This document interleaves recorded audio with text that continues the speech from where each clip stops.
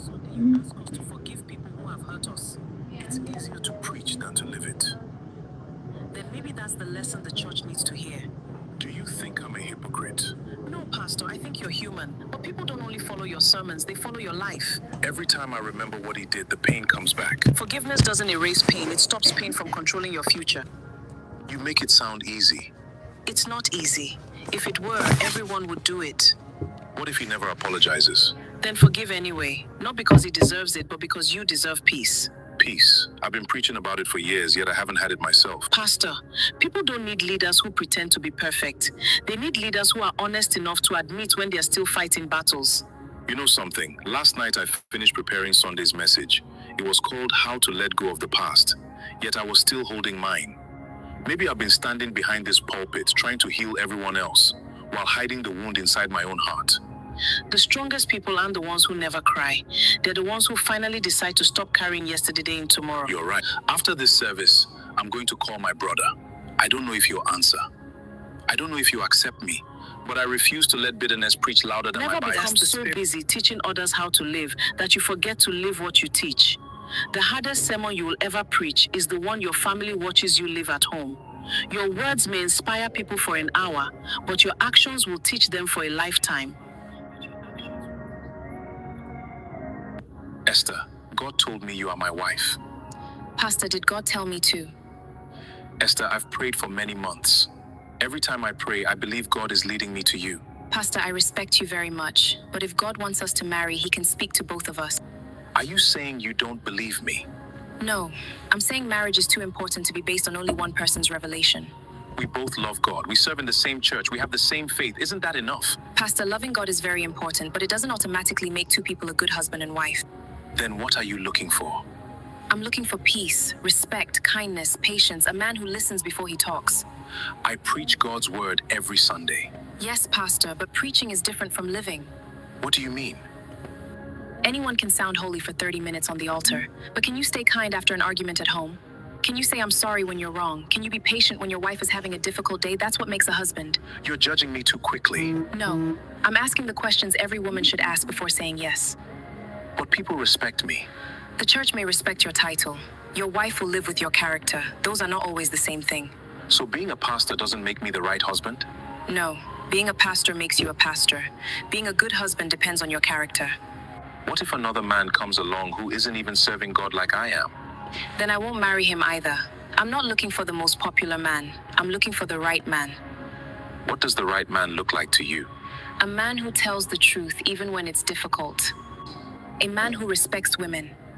A man who keeps his promises. A man who treats cleaners, security guards, and waiters with the same respect he gives church elders. A man whose private life matches his public life. Those things matter that much? More than a title, titles can impress people. Character gives a family peace. I never thought about it that way. Pastor, many women marry a title and later discover they never really knew the man behind it. I don't want to make that mistake. Don't ask a woman to marry you because you're a pastor. Let her marry you because she feels safe with you. Because she trusts you. Because your actions match your words. Because your character reminds her of Christ. Pastor, the church may applaud your sermons, but your wife will live with your habits. Don't spend your whole life building a great ministry while forgetting to build the character that makes a great husband. A title may open a church door, but only good character can build a happy home. The worst relationship advice ever given is only 4 words long. Follow your heart. If you follow your heart without using your mind, your heart may lead you into a lifetime of regret. People say, just follow your heart. But let me ask you something. If your heart was always right, why do so many people fall in love with people who keep hurting them? Your heart can feel love, but your heart cannot always judge character. Your heart can be excited. Your mind must be wise. Let me tell you a story. A young woman met a man who made her laugh. He bought her gifts. He called her every morning. He made her feel special. Her heart said, this is the one. Her family said, slow down. My heart knows. 6 months later, she discovered he had been lying from the beginning. The problem wasn't that she loved. The problem was that she stopped asking questions. Love should never make you blind. Real love opens your eyes. Infatuation closes them. Marry someone whose actions match their words. Because promises build hope. but habits reveal the truth. A person's real character is not seen on the first date. It is seen when they are angry, when they lose money, when they disagree with you, when nobody is watching. That is where the real person lives. Young people today spend hours choosing a phone, reading reviews, comparing prices, watching videos. But they choose a husband or wife after a few months of excitement. A bad phone wastes your money. A bad marriage can waste years of your life. Your heart is a beautiful servant, but a terrible leader. Let your heart fall in love, but let wisdom choose who deserves that love. Because feelings may start a relationship, but only truth, respect, and character can keep it alive. Some of the smartest people in the world have made the biggest mistake of their lives by marrying the wrong person. Think about that. Professors, doctors, lawyers, CEOs, highly educated people, yet many still end up in painful marriages. Why? Because intelligence and relationship wisdom are not the same thing. Ladies and gentlemen, your degree teaches you how to solve problems. It does not teach you how to choose a life partner. Your salary proves you can make money. It does not prove you can build a peaceful home. Many people spend 20 years preparing for a career, but only a few months preparing for marriage. And then they wonder why one succeeds while the other struggles. Let me tell you a story. A successful businessman had everything. Luxury cars, a beautiful house, a thriving company. People admired him. But every evening, he dreaded going home. One day, someone asked him, "How did a man as smart as you marry the wrong person?" That question stopped him cold. I interviewed people before hiring them for my company, but I never asked difficult questions before choosing my wife. I fell in love with beauty before I discovered character. That sentence stayed with me. Love can make you feel alive, but feelings can also make you blind. Many people investigate a car before buying it. They inspect a house before signing the papers. But when it comes to marriage, they stop asking questions because they are afraid of losing romance. Real love is not afraid of difficult conversations. Ask about money, ask about children, ask about faith, ask how they handle anger, ask how they apologize, ask how they treat people who cannot benefit them. Because character doesn't appear after the wedding. It simply becomes harder to ignore. Here's another truth. Never confuse attention with intention. Someone can text you all day and still not be prepared for commitment. Someone can buy expensive gifts and still lack honesty and still refuse to respect you every evening. Words are easy. Character is expensive. And here's the lesson most people learn too late. You don't marry the person they pretend to be. You marry the habits they practice every day. So stop asking, do they love me? Start asking, can they build a peaceful future with me? Because marriage is not won by emotion. It is sustained by character. The smartest decision you'll ever make is not choosing the most attractive person, the richest person, or the most romantic person. It's choosing the person whose character will still make sense when beauty fades, money changes, and life becomes difficult. Because in the end, love may bring two people together, but character is what keeps them together. Esther, God told me you are my wife. Pastor, did God tell me to? Esther, I've prayed for many months. Every time I pray, I believe God is leading me to you. Pastor, I respect you very much, but if God wants us to marry, he can speak to both of us. Are you saying you don't believe me? No, I'm saying marriage is too important to be based on only one person's revelation. We both love God. We serve in the same church. We have the same faith. Isn't that enough? Pastor, loving God is very important, but it doesn't automatically make two people a good husband and wife. Then what are you looking for? I'm looking for peace, respect, kindness, patience, a man who listens before he talks. I preach God's word every Sunday. Yes, Pastor, but preaching is different from living. What do you mean? Anyone can sound holy for 30 minutes on the altar, but can you stay kind after an argument at home?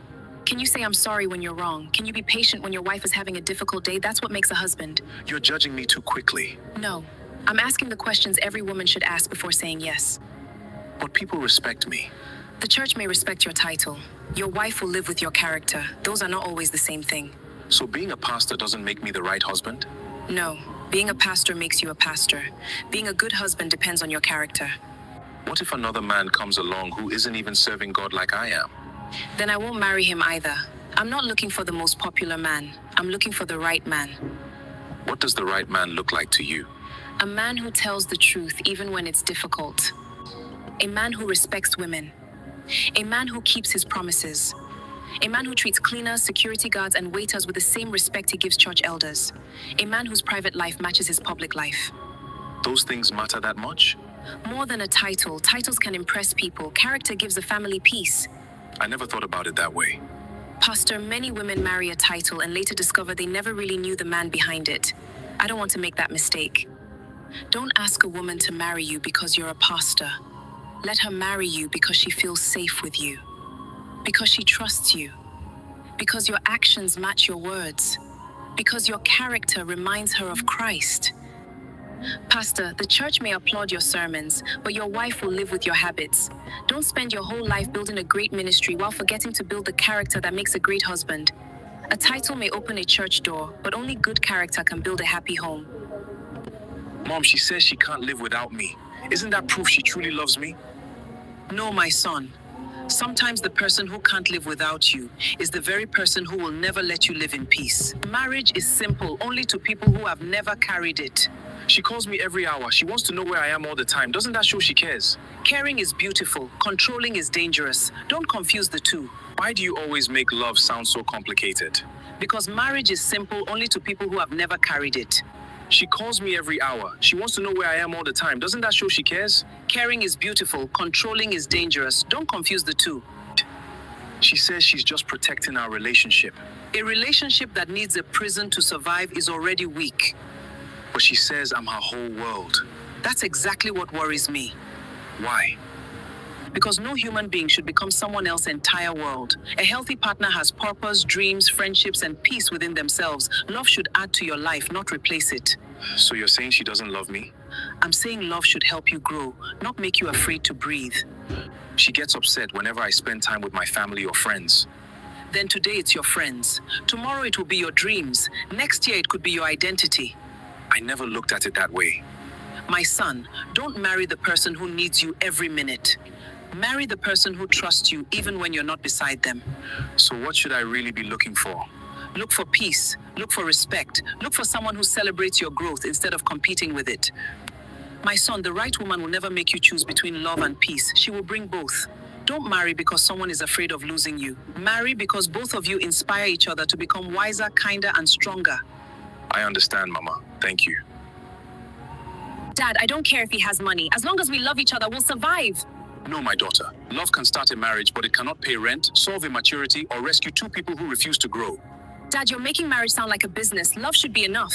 Love is not enough, my child. No, marriage is not a business, but it is a responsibility. And responsibility demands more than feelings. You're from a different generation. We follow our hearts now. Your heart is a wonderful servant, but a dangerous leader. Feelings change with seasons. Character remains when emotions are tired. But he makes me happy. Happiness is a visitor. It comes and goes. Ask yourself this instead. Does he bring you peace? Isn't peace the same as happiness? No. Happiness laughs during good times. Peace stays even when life becomes difficult. You're judging him because he isn't rich. I never said he must be rich. I said he must be responsible. There is a difference. A poor man with discipline has a future. A rich man without discipline is a disaster waiting to happen. So it's not about money at all. Exactly. It's about character and responsibility. Money matters. But the way a person earns it, spends it, and respects it matters even more. I just don't want to lose the man I love. Then don't ask only if he loves you. Ask whether he is preparing to lead a family, protect a home, and stay faithful when life becomes uncomfortable. Dad, you're making me think differently. Good, because marriage is not choosing someone you can live with. It's choosing someone you cannot imagine building your future without. My daughter, never let your eyes choose a husband before your mind asks hard questions. Beauty catches attention. Romance creates excitement. But wisdom chooses the person who will still stand beside you when youth fades, money disappears, and life becomes difficult. The happiest couple on social media might be sleeping in separate bedrooms tonight. Shocking? Maybe, but it's true. Ladies and gentlemen, we are living in a generation that has become addicted to appearances. We don't ask, are they happy? We ask, do they look happy? And those are two completely different questions. A beautiful wedding is not proof of a beautiful marriage. A smiling selfie is not proof of peace. Matching outfits do not mean matching hearts. Today, people spend hours editing pictures, but almost no time improving communication. We polish our profiles while neglecting our relationships. Let me tell you something that may change the way you see love forever. The strongest relationships are usually the quietest ones. They don't need daily validation from strangers. They don't need to prove they're in love because they're too busy living it. Here's another truth. The couple constantly telling the world we're perfect may secretly be begging each other not to leave. Real love protects. It protects trust. It protects privacy. It protects dignity. The internet has convinced people that every beautiful moment must be posted, but some moments become more valuable because they remain between two hearts. Now, don't misunderstand me. There's nothing wrong with celebrating your partner. The danger begins when you're creating memories for the camera instead of creating memories for each other. Listen carefully. A relationship dies the moment two people become roommates who only meet to pay bills. Love grows through conversation, through laughter, through forgiveness, through small acts of kindness that nobody else will ever see. Not everything valuable needs an audience. The strongest marriages are built behind closed doors. So before you admire another couple online, remember this. You are looking at one photograph, not their entire story. Stop comparing your ordinary Tuesday to someone else's best Saturday, because comparison has ended more relationships than distance ever has. And here's the final lesson. When you marry someone, don't promise them a perfect life. Promise them an honest one. Promise them respect when you're angry. Promise them loyalty when you're tempted. Promise them patience when they're difficult. Because perfection impresses people, but consistency builds marriages. A relationship doesn't become successful because the world admires it. It becomes successful because when the cameras are off, two people still choose to love, respect, and protect each other every single day. Sit down. I heard you ended another relationship. Yes, Dad. He said I was too independent. No, he didn't leave because you're independent. He left because neither of you understood what strength really is. What does that mean? Real strength is understanding each other. I thought I was strong. Many people confuse strength with competition. Marriage is not a competition. So should I pretend to be weak just to make a man feel important? Never. But don't confuse wisdom with pretending. A wise woman doesn't shrink herself. She simply knows when to lead and when to listen. Then why do some men say they want successful women, but later feel threatened? Because some men love the idea of a strong woman more than the reality of one. Real confidence celebrates another person's success. Insecurity. So should I stop chasing my dreams to protect a man's ego? Never. Your dreams are yours alone. Absolutely not. But remember this.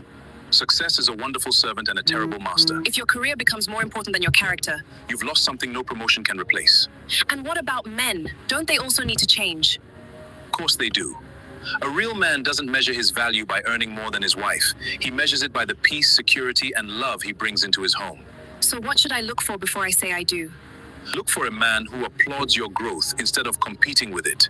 A man who corrects you with respect, not control. A man who is secure enough to let you shine without feeling smaller himself. And what should a man look for? A woman who brings peace, not pride. One who builds with him instead of trying to defeat him. Two strong people can build an extraordinary marriage, but only if they stop trying to prove who is stronger. Remember this, my daughter. The goal of marriage is not to find the strongest man or the strongest woman. The goal is to build the strongest partnership. In marriage, two people don't win by defeating each other. They win by protecting each other. The happiest homes are not built by two powerful individuals. They are built by two humble hearts. My son, stop looking for a wife in church. What are you saying? Isn't church the best place to find a good wife? No, my son. Church is the best place to worship God. It is not proof that everyone inside has a good heart. But if she goes to church every Sunday, doesn't that mean she is a good woman? No, going to church is easy. Living what the Bible teaches is the hard part. Some people can sing in the choir on Sunday and still lie, gossip, and disrespect people on Monday. So you're saying church girls are bad? I didn't say that. Listen carefully. A church girl is not automatically a good wife, and a woman who doesn't attend church every Sunday is not automatically a bad person. Then how do I choose the right woman? Watch her outside the church. How does she treat waiters? How does she talk to her parents? Does she keep her promises? Does she respect people who have nothing to give her? That's where real character lives. Anybody can lift up holy hands for 2 hours. But can she control her mouth when she's angry? Can she forgive? Can she say, I was wrong? Mama, many pastors say I should marry a church girl. A church girl, yes. But a godly woman, that's different. Then marry a woman whose life matches her prayers. Don't marry a woman because she sits on the front row every Sunday. Marry her because she fears God even when nobody is watching. So church attendance is not enough? Exactly. My son, don't marry a woman because she carries a Bible. Marry her because she lives the Bible. Thank you, Mama. From today, I will stop looking only at where she goes. I will start looking at how she lives. Good. Remember this, a church can introduce you to someone, but only character can build a happy marriage. I understand, Mama. Thank you. The biggest mistake people make in marriage is this. They marry the person everyone admires instead of the person who knows how to love. And that's why so many beautiful weddings end in silent misery. Everyone wants a successful marriage. They ask, is he rich? Is she beautiful? Does he have a good job? Does she come from a good family? Almost nobody asks the question that matters most. Can this person handle conflict without destroying the relationship? Let me say something controversial. Love has never been enough to keep a marriage alive. If love were enough, divorce courts would be empty. The truth is this, marriage doesn't fail because love disappears. It fails because character is exposed. Dating hides flaws. Marriage reveals them. Before marriage, people are performing. After marriage, people become themselves. That's why some people say, you changed. No, they didn't change. The mask simply became too heavy to keep wearing. Never marry someone just because they make you happy. Happiness is temporary. Character is permanent. Ask yourself this. When they are angry, do they insult you or solve the problem?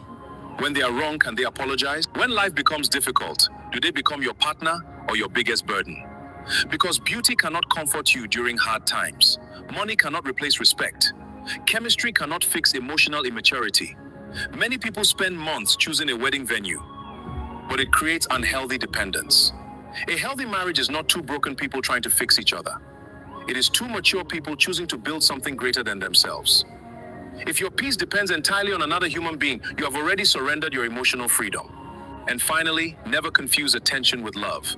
Someone can text you every minute and still never respect you. Someone can buy expensive gifts and still betray your trust. Real love is not measured by words.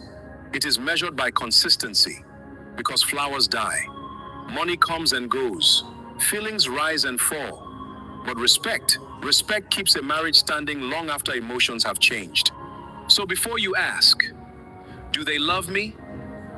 Ask a better question. Do they have the character to protect what they claim to love? Because a wedding lasts one day. A marriage is built every single day after that. The person who says yes to everyone will eventually say no to their marriage. Ladies and gentlemen, this may be the most misunderstood relationship advice you'll ever hear. Kindness alone is not enough to build a successful marriage. In fact, sometimes the kindest person is the worst person to marry. Now, before you judge me, let me explain. Many people think a good husband or wife is someone who never argues, never disappoints anyone. In fact, sometimes the kindest person is the worst person to marry. Now, before you judge me, let me explain. Many people think a good husband or wife is someone who never argues, never disappoints anyone, always keeps the peace, always says it's okay, whatever you want, I'm fine. But here's the truth. People who can't say no to the world eventually can't say yes to their own home. The husband who cannot disappoint his friends will disappoint his wife. The wife who cannot set boundaries with her family will one day bring that conflict in.